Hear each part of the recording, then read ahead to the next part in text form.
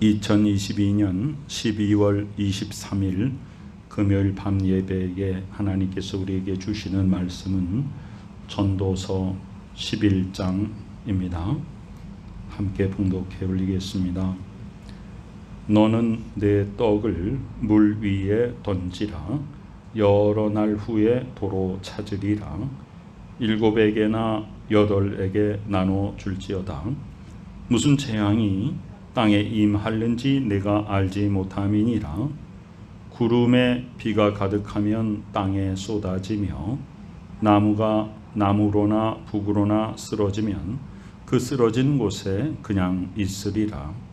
풍세를 살펴보는 자는 파종하지 못할 것이요 구름만 바라보는 자는 거두지 못하리라. 바람의 길이 어떠함과 아이 벤 자의 태에서 뼈가 어떻게 자라는지를 내가 알지 못함 같이 만사를 성취하시는 하나님의 일을 내가 알지 못하느니라. 너는 아침에 씨를 뿌리고 저녁에도 손을 놓지 말라. 이것이 잘 될는지 저것이 잘 될는지 혹 둘이 다 잘 될는지 알지 못함이니라. 빛은 실로 아름다운 것이라. 눈으로 해를 보는 것이 즐거운 일이로다. 사람이 여러 해를 살면 항상 즐거워할지로다. 그러나 캄캄한 날들이 많으리니 그 날들을 생각할지로다. 다가올 일은 다 헛되도다. 청년이여 내 어린 때를 즐거워하며 내 청년의 날을 마음에 기뻐하여 마음에 원하는 길들과 네 눈이 보는 대로 행하라. 그러나 하나님이 이 모든 일로 말미암아 너를 심판하실 줄 알라. 그런즉 근심이 내 마음에서 떠나게 하며 악이 내 몸에서 물러가게 하라. 어릴 때와 검은 머리의 시절이 다 헛되니라. 아멘. 오늘 말씀의 주제는 만사를 성취하시는 하나님의 일입니다. 그런데 우리가 그것을 잘 알지 못합니다. 하나님께서 우리의 앞길을 잘 알지 못하도록 우리를 그렇게 만드셨습니다. 또 하나님이 하시는 모든 일들을 우리가 다 이해할 수 없습니다. 하나님의 뜻은 우리의 생각보다 훨씬 높고 크고 그 생각의 깊이가 깊어서 우리가 감히 창조주 하나님 아버지의 모든 계획을 우리의 짧은 지혜로 다 깨달을 수는 없는 것입니다. 그래서 모든 것이 다 하나님께 달려있다. 오늘 우리에게 굉장히 지혜로운 삶의 길을 열어주십니다. 11장 1절에 보면 너는 내 떡을 물 위에 던져라 그랬습니다. 여러 날 후에 도로 찾으리라. 떡을 물 위에 던지라는 것은 내 것만을 먹지 말고 남에게 베풀라는 것입니다. 그런데 실제로 이 말씀을 가지고 그대로 행하였다가 큰 상을 받은 이야기가 중동 지역에 전해지고 있죠. 어떤 사람이 이 말씀대로 날마다 빵을 흐르는 물에다가 던졌다고 합니다. 그냥 이 말씀대로 한 것입니다. 그런데 그 나라의 왕자가 배를 타고 낚시를 갔다가 배가 작은 무인도에 걸려서 거기서 몇 날 며칠을 거하면서 구조를 기다리고 있는데 먹을 것이 다 떨어져서 굶주려 죽게 되었는데 날마다 강물에 빵이 하나씩 떠내려오더라. 그래서 그것을 먹고 연명하고 이제 구조대가 가서 구한 다음에 누가 이 강상류에서 물에다가 빵을 던졌는가 그 사람을 찾아서 큰 상을 베풀었다. 그런 이야기가 전해집니다. 이것은 무엇을 말하는가?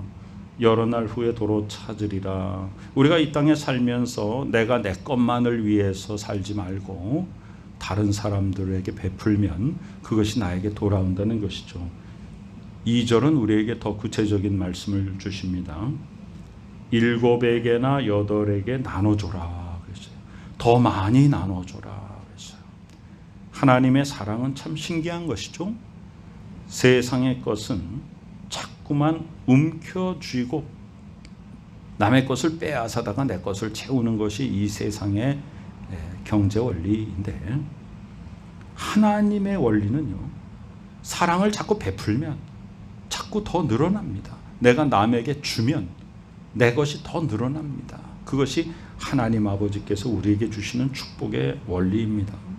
주라, 그리하면 누르고 흔들어 넘치도록 부어주시는 것, 그것이 하나님의 축복이죠.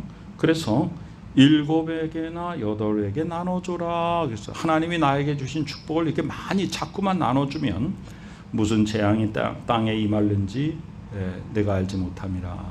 그러면 이것을 심어 놓으면, 다른 사람에게 내가 베푸는 것을 심어 놓으면 내가 어려운 일을 당할 때 내가 그들에게 도움을 받게 된다. 사도 바울이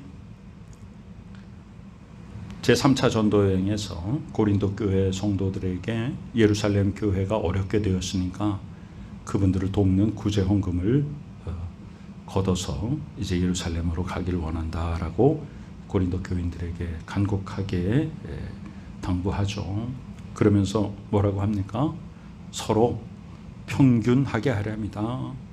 그분들이 어려울 때 우리가 또 돕고, 우리가 어려울 때는 그분들이 또 우리를 돕고, 그래서 주 안에서 우리는 누가 많이 가지고 누구는 없고 그런 것이 아니라, 우리가 사도행전에서 성령 충만함 받으니까 누구나 다 가난한 자가 없었다 그랬죠. 가진 자들이 다 베풀고 나눠서 주 안에서 모두가 함께 풍성함을 누리게 되었습니다. 우리는 하나님께 사랑을 받은 자입니다. 이건 단지 물질의 개념으로 끝나는 것이 아닙니다. 우리는 이제 성탄절에 예수 그리스도께서 왜 오셨는가? 예수께서는 이 땅에 나를 위하여 목숨을 버리러 오신 것이잖아요. 그 공로로 내가 살았습니다. 자, 예수께서 죽으셨기 때문에 내가 살았습니다. 예수께서 채찍 맞으셨기 때문에 내가 나음을 입었습니다. 예수께서 가난해지셨기 때문에 내가 부욕해 되었습니다. 그래서 예수님이 나를 살려주시고 나를 치료하시고 나를 부욕해 하기 위해서 죽으시고 채찍 맞으시고 또 가난해지신 것이죠. 그러나 예수께서 나의 부정적인 모든 것을 다 짊어지신 것입니다. 우리는 그만큼 사랑을 받은 것이죠. 그러니까 그 받은 사랑을 우리도 다른 사람들에게 나누고 베풀어야 하는 것이죠. 그것은 특별히 요한서신에서 사도 요한이 아주 강력하게 강조하고 있습니다. 그것이 오늘도 전도서 11장 1절과 2절에서 우리에게 말씀하시는 지혜입니다. 자, 3절에 보면 구름에 비가 가득하면 땅에 쏟아지며, 또 나무가 나무로나 북으로나 쓰러지면 그 쓰러진 곳에 그냥 있으리라. 구름에 비가 가득하면 땅에 쏟아지며, 하나님이 하시는 일입니다. 우리 인간이 어찌 할 수가 없죠. 나무가 나무로나 북으로나 쓰러지면 그 쓰러진 곳에 그냥 있다. 나무가 내가 이쪽 방향으로 쓰러지고 싶다 해서 그쪽으로 쓰러질 수도 없고, 쓰러지고 나서 내가 저쪽으로 좀 가고 싶다 이렇게 할 수도 없죠. 그러니까 자연 만물에 임하시는 하나님 아버지의 손길을 바라보면 모두 다 창조주 하나님 아버지의 주권에 달려 있구나. 임의로 이 자연 만물, 피조물이 임의로 자기의 방향을 바꿀 수 없다라는 것이죠. 그것을 이제 인간 삶에 적용시키는 것이 4절입니다. 풍세, 바람의 흐름이죠. 그것을 살펴보는 자는 파종하지 못할 것이요, 구름만 바라보는 자는 거두지 못하리라. 자, 자연 만물들도 하나님께서 주관하신다. 사람의 일도 역시 하나님이 주관하신다. 우리 사람의 일을 내 뜻대로 하는 것 같죠. 자, 농부가 바람의 상태를 바라봅니다. 자, 씨를 뿌려야 되는데 바람이 너무 많이 부는데, 자, 또 추수를 해야 되는데 이 구름이 또 많이 끼었는데, 이것만 바라보고 있으면 아무것도 하지 못한다. 그래서 우리는 모든 것을 하나님 아버지 앞에 맡기고 하나님이 우리에게 주신 삶을 그 주시는 대로 성실하게 살아야 되는 것이 하나님의 자녀의 올바른 삶인 것이에요.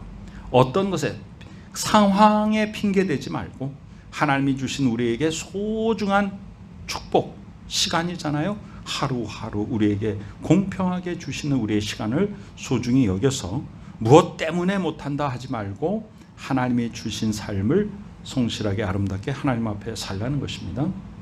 5절에 보면 바람이 길이 어떠한가를 아는가, 또 아이가 태에서 뼈가 어떻게 자라는지를 아는가.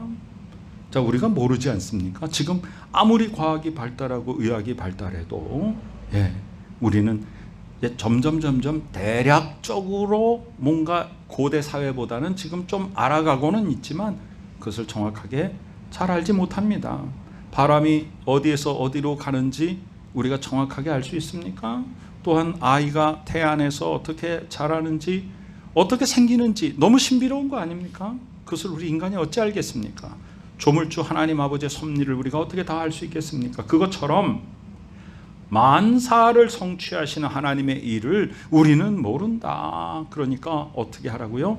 하나님께 맡겨드려라. 하나님이 우리에게 주시는 순간순간 베풀어 주시는 하루하루 그날 그 순간순간의 삶에 감사하며 순종하며 최선을 다하여 하나님을 경외하며 하나님이 주신 삶을 성실하게 정직하게 살라는 것이죠. 너는 아침에 씨를 뿌리고 저녁에도 손을 놓지 말아라. 이것이 잘 될는지 저것이 잘 될는지 혹 둘이 다 잘 될는지 알지 못함이라. 사람이 판단하지 말라는 거예요. 사람이 판단하지 말고 정직함을 바탕으로 성실하게 일하라. 부정직해서는 절대로 안 되죠. 요행수를 바라서도 안 되죠. 또 그리고 손을 놓고 있어서도 안 되죠. 그래서 하나님의 선한 노동의 법칙은 바로 정직과 성실입니다. 그래서 땀 흘려 일하고 어떤 환경 때문에 못한다가 아니라 어떤 상황 속에서라도 하나님이 우리에게 주신 삶은 진정 복된 것입니다. 그래서 손 놓지 말라. 야, 이거 잘 안 될 것 같다 이런 생각하지 말고 끝까지 성실하게 임하라. 잘 안 된다고 해서 정직함을 버려서 요령을 부리지도 말고, 잘 안 된다고 그래서 또 성실함을 버리고 그냥 중간에 포기하지도 말고 정직함과 성실함을 끝까지 유지하여서 하나님이 주신 이 땅에서의 삶을 최선을 다하라는 것이죠. 빛은 실로 아름다운 것이라 눈으로 해를 보는 것이 즐거운 일이로다. 이 빛은 바로 어둠과 대조되는 것입니다. 이 세상은 어둠의 세상, 죄악의 세상이죠. 하나님 아버지는 빛이십니다. 바로 선함 그 자체이시죠. 그래서 우리는 고개를 숙여서 이 땅의 어두움 속에 빠지지 말아야 됩니다. 항상 눈을 들어서 광명한 빛을 비춰주시는 하나님 아버지를 바라보아야 됩니다. 그것이, 우리는 하나님의 자녀니까 우리가 누구를 바라보겠습니까? 우리는 오직 하나님께만 소망을 두고 살아가는 하나님의 자녀인 것입니다. 사람이 여러 해를 살면 항상 즐거워할지로다. 항상 기뻐하라. 그것도 명령이죠. 항상 기쁜 삶을 살아야 됩니다. 어떤 상황 속에서라도 우리가 좌절하거나 낙심하거나 부정적인 생각을 가지거나 어두움에 빠지는 것은 하나님의 뜻이 아닙니다. 그러나 우리가 이 땅에 살아가면서 때때로, 자, 그 다음에 보면 캄캄한 날들이 많다. 캄캄한 날들이 많죠. 그렇다고 해서 하나님이 우리에게 주신 우리의 삶의 길, 우리는 어떻게 살아야 돼요? 하나님이 기뻐하면서 살도록 우리를 지어주셨습니다. 그러나 이 세상에 캄캄한 날들이 많습니다. 그렇지만 사망의 음침한 골짜기로 다닐지라도 해를 두려워하지 않습니다. 하나님께서 보호해 주시기 때문입니다. 하나님께서 우리에게 귀한 복을 내려주시기 때문입니다. 우리가 어려움을 당해도 피할 길을 열어주시기 때문입니다. 성경 전체는 우리에게 무엇을 깨닫게 합니까? 하나님의 주권과 섭리에 순종하는 자에게 하나님이 길을 열어주시고 하나님께서 보호하여 주시고 하나님께서 열매 맺게 하시는 것입니다. 그 날들을 생각하라. 다가올 일은 다 헛되도라. 이게 뭐예요? 지금 현재의 삶. 우리가 이 땅에 살면서 내가 무언가를 이루어가는 삶이 나의 노력과 나의 지식과 나의 생각과 이 세상 속에서 경쟁 사회 속에서 그런 관점을 가지고 살아가는 삶은 매우 곤고한 삶입니다. 그러나 하나님께서 나에게 주신 하루하루 순간순간에 성실하게 하나님께 온전히 나의 삶을 올려드리고 나에게 주신 삶에 열심을 다하고 충성을 다하고 성실하게 살아갈 때 하나님께서는 나를 자꾸만 더 좋은 길로 인도해 주시는 것이죠. 그래서 열심히 살았더니 내가 하나님께서 주신 삶을 이렇게 누리고 있다라고 고백할 수 있는 것, 그것이 진정 복된 삶입니다. 9절과 10절은 특별히 청년들에게 교훈을 주고 있는데요. 첫 말씀은 청년이여 내 어린 때를 즐거워하며 내 청년의 날들을 마음에 기뻐하여 마음에 원하는 길들과 내 눈이 보는 대로 행하라. 근데 사실은 그렇게 행하지 말라는 것입니다. 그럼 이건 무슨 뜻이냐? 자, 젊은이들이요, 눈에 보이는 대로 젊음의 감각대로 하고 싶은 대로 한번 살아보아라. 그러나 하나님께서 이 모든 일로 말미암아 행한 대로 갚으시는 하나님이 심판하실 것이다. 그러니까 어떻게 살라는 것이에요? 하나님 아버지의 뜻을 깨닫고 나의 생각대로 살지 말고 하나님 아버지의 마음을 기쁘게 해드리는 삶을 살아라. 그것이 진정 우리에게 복된 삶인 것이죠. 그래서 나의 뜻대로 살다가 결국은 실패할 것인가? 아니면 하나님의 뜻을 따라 살다가 진정 승리하는 삶의 열매를 맺을 것인가? 그것이 그 갈래길에 우리는 늘 서 있는 것이죠. 오늘 마지막 절은 그런즉 근심이 내 마음에서 떠나게 하며, 자, 어떻게 하면 근심이 우리의 마음에서 떠납니까? 내 눈에 보이는 대로 내가 기뻐하는 대로 살게 되면 결국은 나에게 잠깐의 쾌락은 있을지라도 그것 때문에 나에게는 근심이 다가오게 되지 않습니까? 내가 악을 향하여 나아갔을 때 그 악은 우리 몸에 그 악이 깃들고 나를 계속 어둠 가운데로 자꾸 이끌어가지 않습니까? 물러가게 하라. 악이 내 몸에서 물러가게 하라 하면서 어릴 때와 검은 머리의 시절이 다 헛되니라. 전도서에서 이 헛되니라 라고 하는 것은 그냥 단순한 염세주의가 아닙니다. 뭐가 헛되다는 거예요? 하나님 아닌 나의 뜻을 따라 나의 감정과 내 생각과 내가 지금 하고 싶어 하는 것, 그것을 향해서 하나님의 뜻은 생각하지 않고 살아갔을 때 나의 삶은 어떻게 되는가? 그것이 헛되다라는 것이죠. 그러면 우리는 정말 보람 있는 삶을 살려면, 헛되지 않은 삶을 살려면 어떻게 해야 됩니까? 나의 육신의 생각대로 살아가는 것이 아니라 항상 하나님의 말씀을 묵상하고 하나님의 말씀이 우리의 삶을 살아가는 기초가 되며 내가 어떻게 살 것인가, 하나님을 어떻게 기쁘시게 해드릴 것인가 말씀을 통하여 깨닫고 말씀대로 행하면 말씀에 약속하신 대로 하나님께서 우리의 삶을 인도해 주시고 변함없는 말씀 가운데 든든히 바로 세워주셔서 복된 열매 맺게 하여 주십니다.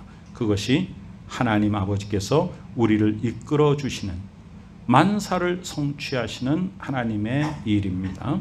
오직 하나님 아버지의 말씀을 따라 순종하여서 하나님 아버지를 기쁘시게 해드리는 복된 자녀의 삶을 살며 이 땅에 하나님의 귀한 뜻을 펼치며 많은 사람들에게 우리가 받은 은혜와 사랑과 축복을 베풀고 나누는 능력 있고 복된 복의 통로가 되어서 하나님 아버지 앞에 바로 설 뿐 아니라 많은 사람들 앞에 하나님의 자녀로서의 권세를 발하여 이 세상을 새롭게 하는 그리스도의 능력을 행하는 복된 우리 모두가 되시기를 간절히 축원합니다.